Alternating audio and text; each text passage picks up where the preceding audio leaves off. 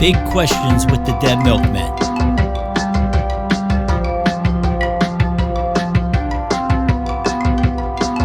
Hey everybody, this week's big question is there a song that makes you emotional? Which song is it and why is it so powerful to you?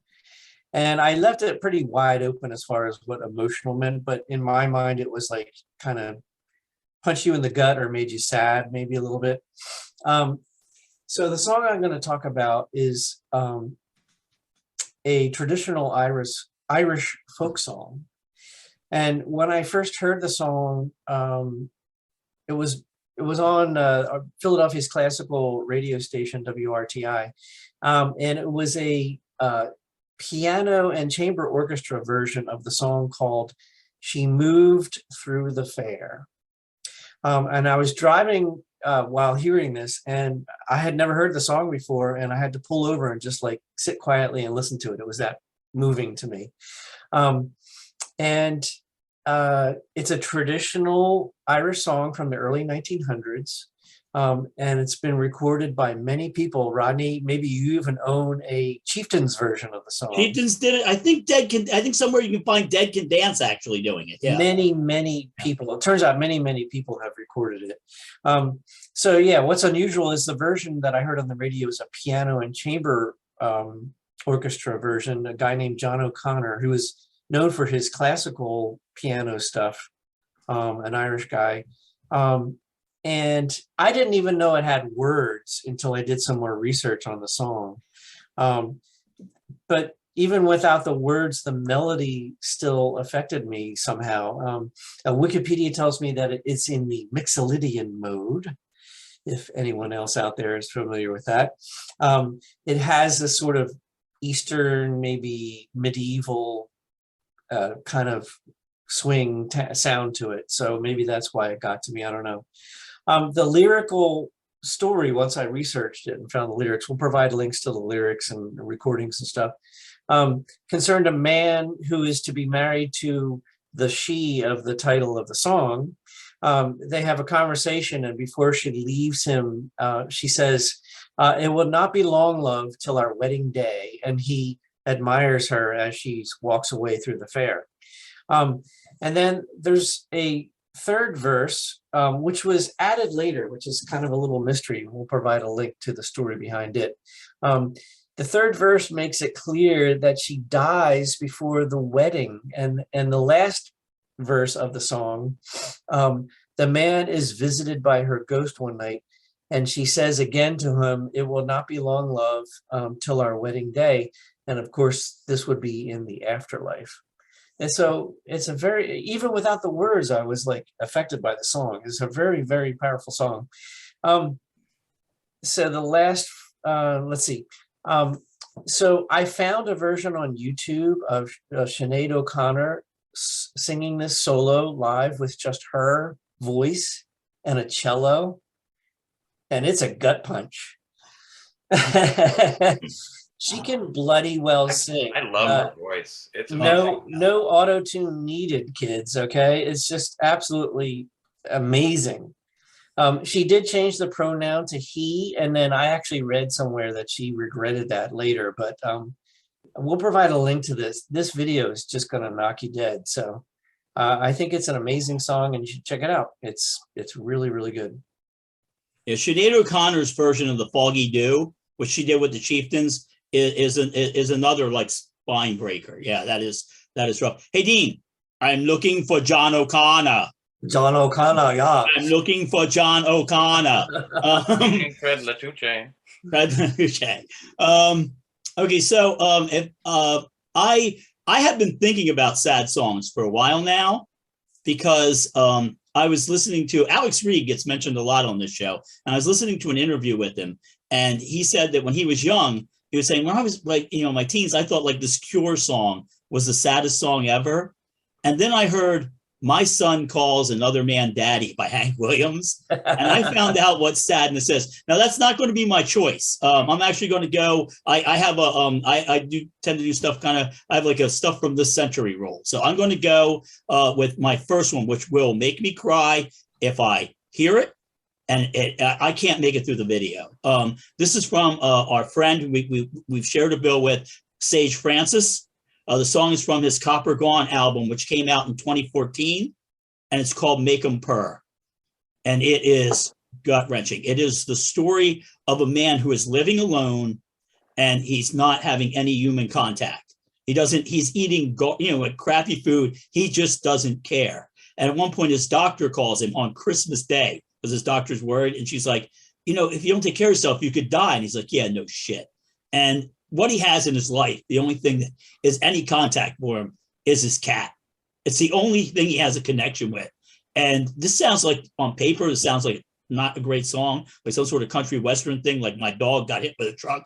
But no, this is completely different because he puts it in perspective and he says, this is it. In other words, he takes the cat to the doctors, like and they're thinking, they're looking at the cat and him, and they're saying, if we lose the cat, we lose this guy. And it is, I have trouble making, you're going to see me cry on camera. It is, I've been that guy. I was in a bad breakup once, lived in a crappy apartment, and all I had was my turtle. So it's, it's something a lot of people can relate to. It is really rough. If you watch the video and you cry, don't come crying to me.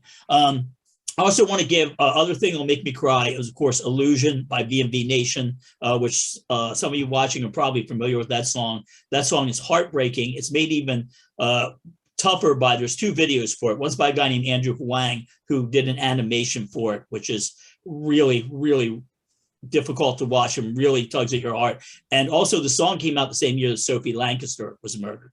And the song has become synonymous with Sophie. And there is, I've included, I'll put up the video for it. I was only able to find a version, a Spanish language version of it where they have, Spanish language translations, but you can see there's a little animated video which tells the story of Sophie and her boyfriend being stomped to death. It is a really rough view with Illusion in the background, but the two things are linked in everybody's mind. And then the last thing is Insomnia, which is from, which is IAMX. Oh, by the way, the VNV Nation song, you can find it on their 2007 album, Judgment. 2007 was the year Sophie Lancaster got murdered. So if you have some money left over, by the way, from donating to Ukraine, and put that there first, you can also donate some cash to the Sophie Lancaster Foundation, and we'll have a link. And the last one is a song called Insomnia, which Vienna will cry at it, and it makes me cry. It's Chris Connor from IAMX. Thought he was going to die. He just didn't sleep for 6 weeks. And this song is the sound of him walking his house late at night, thinking he's going to die, and basically singing to his lover and saying, why do you put up with me? Why are you with me? Somebody great. It is heartbreaking. So yeah, I recommend those. All these songs, incidentally, like the one Dean mentioned, are piano-driven songs. So if you want to write a sad song, maybe sit down at the piano. But yeah, those are my three recommendations, and they will, if they don't make you cry, then you're out there looking for John O'Connor. But they are, again, Make 'Em Purr by Sage Francis, Illusion by VNV Nation, and Insomnia by IAMX. Who's next? If You Could Read My Mind is the song that gets me emotional, makes me feel sad, almost anguish. It's a song by Gordon Lightfoot from 1970. He's a Canadian singer-songwriter. It came off of his sixth album, which was his first hit in the United States. So he had hits in Canada, I guess, up until then. But then this is the one that made him a big star here. The song went to #5. But from the first time I heard it, it sounded like a sad song to me. I was only like, I don't know, 9 years old or whatever, heard it on the radio. But it stuck with me all these years as one of the saddest songs. It's from his point of view. He's singing to a lover, probably his wife at the time. If you could read my mind, then you would know what anguish I'm feeling trapped in this relationship, I guess, is the gist of the song. And it goes, in the middle of the song, he switches it, if I could read your mind, and tries to guess what's going on in her life. But it's done poetically for the most part, up until the end when he just gets down to brass tacks. He equates himself to like a ghost in a wishing well, trapped in a fortress or a castle with chains around his feet. And I guess he's tormented by the fact that his lover can't see what's going on in their lives. And the spark is gone, and it's just kind of sad.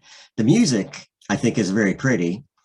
It starts, I don't know what mode it is. I'm not qualified. I don't know. It's Mixolydian or Phrygian or whatever, but it just goes back and forth from A major to D. I didn't do enough research, I guess. D. It goes back from A to G, those major chords back and forth for the verse, with a melody that corresponds. So it's Climb to the minor chord. And, no, it's major. Well, no, but it does that like climb to the minor, the relative minor. Right? And then for the chorus or the pre-chorus, it breaks out into just regular old A, and then and it's mostly guitar with a string, syrupy, maybe sappy string arrangements, and typical of sad songs. What year did this come out? It came out in 70, but it was a hit on the radio in 71. So yeah, end of 70 into 71. Is this the same album that the Edmund Fitzgerald song was on? No, that was 76. Okay. So he had a string of hits all through the 70s, and this is the first of them. Interestingly, a large a section of this song was stolen or borrowed into another song 7 years later that was a huge hit, and that song is called "The Greatest Love of All." And that's not a sad song at all. It's interesting that you can have the same melody but different words. It's exactly the same melody. In fact, the writer got sued by Gordon Lightfoot, and they settled out of court. It's the part of "The Greatest Love of All" where they say, "I decided long ago never to walk in anyone's shadows. If I fall, if I succeed, no matter what they take from me, they can't take away my dignity." And that's exactly the same. It's the same melody and the same chord progression behind it in both songs, different key. And then Whitney Houston had a hit with it too. George Benson had the first hit, but Whitney Houston had the biggest hit. And then after Whitney Houston's hit, the songwriter got sued and they settled out of court. But was the other version closer to what like an acoustic? George Benson's version? What? What do you mean? And I've only ever heard the Whitney Houston one. Oh, George Benson's version was the 70s version. It's very 70s. Maybe more piano. There's another It's very similar to I think Whitney does more flourishes in her vocals. 90% of the men in Canada are named Gordon.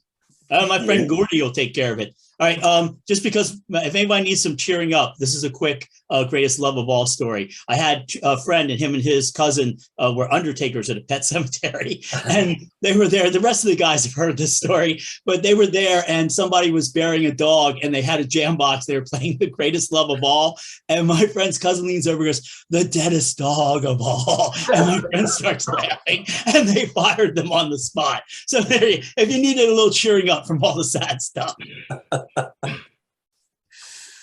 Oh my. Wow. Yes. I didn't mean to interrupt you, Joe. Did you have more? Yeah. Oh, I know. Oh.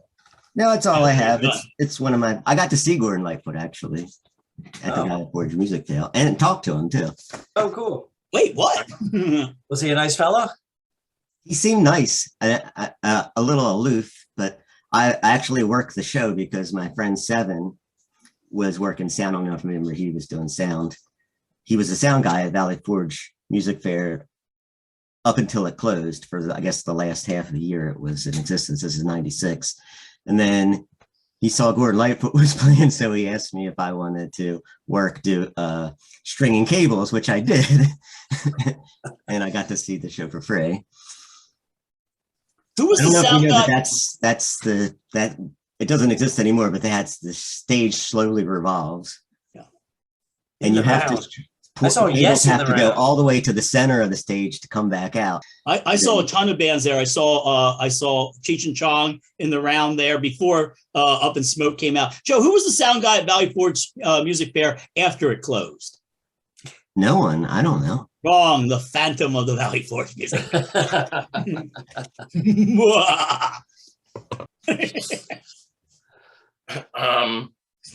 I like that song too, Joe, and I first heard it from Johnny Cash's version. I missed the original, even though my parents are Gordon Lightfoot fans. I just never heard that version, but I think I prefer Gordon Lightfoot's, but I always liked the Johnny Cash one.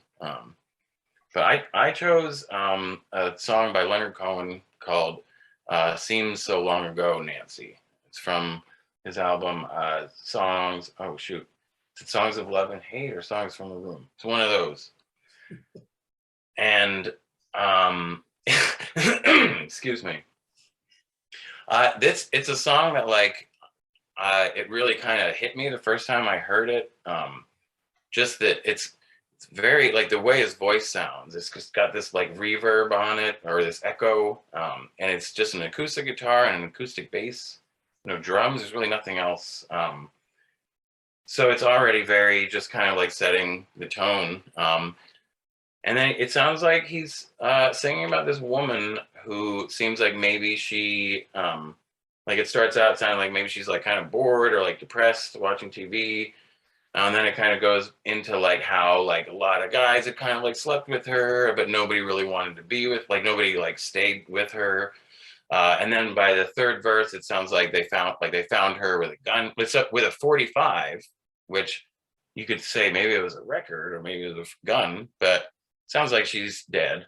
And then at the last verse is kind of about like, it seems like even though that this woman is dead, like women still get treated like this. And this was from 1969, maybe, I think that album was from.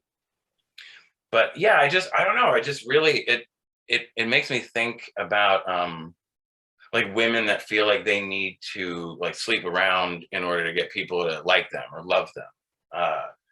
And that doesn't actually always end up working out for them.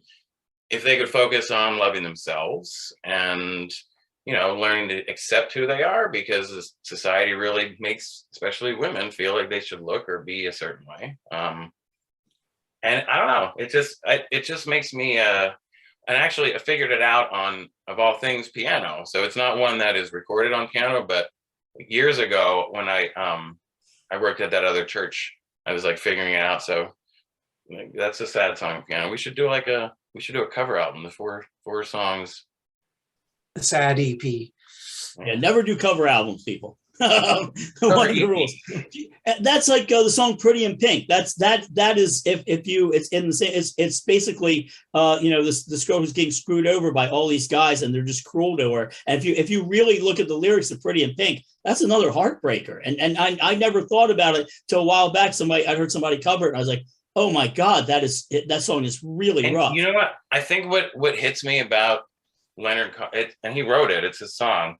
But what hits me about it is it almost sounds like he had experience with this woman. Like maybe he was one of the guys that kind of just like used her or whatever. And it sounds like he's kind of, in a way, like remorseful about it. And the very last line of the song is really interesting because it sounds like maybe she's like a spirit or a ghost or something, like visiting one of the guys, and like, you know, they feel good about that. Like she likes a good energy or something. I don't know if you guys haven't heard the song, you should check it out. It's yeah, all his early, so all of his stuff is pretty dark actually. So yeah, a runner-up for me is a song called Train Song by Vashti Bunyan. I don't know if you know that song. It's cool. It's also from like late 60s.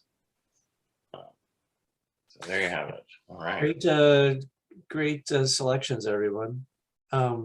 Let's move on to recommendations. My recommendation this week is a short 10 minutes video from YouTube that you can watch. It is entitled Putin's Oligarchs and the London Laundromat. It's a video by money laundering expert Oliver Bullock, and it's a really fun little short video that takes you on literally a tour of London and to show you where all the Russian money is. And it explains how the English government has enabled this to happen. So I recommend you check it out. And, you know, I'm fully aware that it's not only England, the United States and lots of places have enabled this to happen. So, but check out the video. Again, it's called Putin's Oligarchs and the London Laundromat. Great suggestion. I like that. And also, I want to thank Sir Elton Crazy Leg John, Sir Elton Crazy Legs John, for the line "Sad song, sell some merch." I think that's the title of that. I wanted to call this video that. Okay, so I want you all to familiarize yourself. I learned a new Sanskrit word this week, and the word is mudita. It's Mudita, and it means basically delighting in the success of another. You know how the Germans have Schadenfreude? This means looking at somebody and being happy that they're doing well. I've spent too much of my life being jealous of people. And if you're happy with somebody, you're sharing in their joy. You can still do Schadenfreude. I mean, I'm not saying you can't, but also Mudita is just such a great concept. Don't be jealous of your friend of 40 some years because Peaches opened up for him. No. Or you could enjoy Schadenfreude because Peaches had opened up for him. No. Be delight in your friend's success, and that's fantastic. Don't be angry at your buddy who got that part in that Netflix show that you thought you should have got, but your theatrical agent doesn't get Netflix. I need a new agent. No, but it just really, mudita is such a great word, and it's really, it changes my outlook on everything. I'm not jealous of anybody anymore, or try not to be, and I just really revel in other people's success. Give that a try this week. The next thing that I want to recommend are these. These are DIY pop filters that you can make using reclaimed or repurposed materials. I have a bunch of t-shirts that I love. I'm just going to talk through this side of it. I have a bunch of t-shirts. See how it works. I have a bunch of t-shirts that I love. And when I will cry if I have to throw out a t-shirt. I wear t-shirts till they pretty much disintegrate. I had a VNV Nation t-shirt that just, it came out of the wash in threads. But I was looking at a damn t-shirt that I have. That's where this came from. And I was wondering, what could I do to keep it alive? And I thought, maybe I was looking how thin it was. I thought maybe I can make a pop filter out of it. And then what happened was I looked up DIY pop filters on the internet and I found the video. So what you do is, let me explain what we're going to do here. You're going to get, and you probably got some of these around the house. You get these soup containers, right? And you cut off this part, and then the middle, the circle in here. I have a lot of split piece soup containers because I was up for a role in the musical version of The Exorcist. I didn't get it. My theatrical agent had never even heard of The Exorcist. Thought it was an exercise video. And then you cut those out, and what you'll do is you'll wind up stretching it over your t-shirt. I suggest you cut the hole for the wire first, and then you cut around here, and then you'll keep your glue gun handy. Okay, you're going to want to use your glue gun when you put the wire in and you go around. This is a Carbona, not glue gun. I bought it from Marky Ramone. So okay, Carbone and not glue gun. So but it's a great way to not waste stuff and to keep your favorite t-shirts around. When I sing through these now, and I've been testing them and I really like them, it's like, oh yeah, it's like my old friend, the t-shirt that I love. So those are my two recommendations for this week. Very nice. I recommend a YouTube channel by someone called The Deal Guy. He shops at places like Dollar Tree and Sam's Club and whatnot, Walmart, and looks for deals and then does videos about the best deals he could find, and also shopping hacks, ways that you can save money in grocery stores. It's always good to save money. That's what I said. The Deal Guy. He talks really fast too.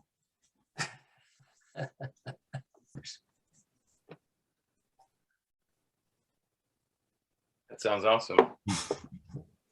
I like Dollar Tree because everything's $1. And 25 Dollar General, no, in general, everything's roughly $1, usually 5 or 6. I don't recommend any of those places because they don't pay me to. I'm going to recommend something that everybody should recommend, which is if you don't smoke cigarettes, don't smoke cigarettes. And if you do smoke cigarettes, you should get yourself ready to quit and then quit. And the reason I said get yourself ready to quit is because you can't just quit. You got to be ready to quit. And I think I quit. I think I finally quit again. I did like on my 40th birthday, but then I was like, vaping nicotine. Fuck that. If you quit, don't even vape nicotine, you fools. You're still paying these bastards. You're still paying them, even when you buy Kraft cheese, people. So I don't recommend Kraft cheese either. It's made from the blood of cigarettes. Huh? But I would recommend, if you quit, try to take up some other hobbies. Like I've been doing origami, but I'm also trying to do card tricks, like learn card tricks. Oh, Nice job. that was awesome. Is this no trick editing there. I've been practicing it down here off the video. Well, so yeah, that's what I recommend. But instead of being jealous of your magic ability, I'm going to partake in Mudita, and I'm going to share in the delight of your ability to do magic. I wish I could. well, since we're doing that, I've always admired your ability to do that thing where you go, oh, this. and I've practiced it. You're good. I always get stuck on the way back. I'm Little like, kids love that. I don't know what it is. Yeah. Yeah. Anyway. One last thing I would like to mention. We are taping this on March 10th, 2022. And I would like to acknowledge that we lost our dear friend Dave Blood 18 years ago today. Now we need to cheer everybody up. Can I tell them what next week's video will be? Sure. All right. So this week was people who started out to make sad songs and successfully made sad songs. Next week are people who started out to make something really serious song-wise and failed. So next week is unintentionally hilarious songs. So if we depress the hell out of you this week, tune in next week and we'll bring you back up. All right.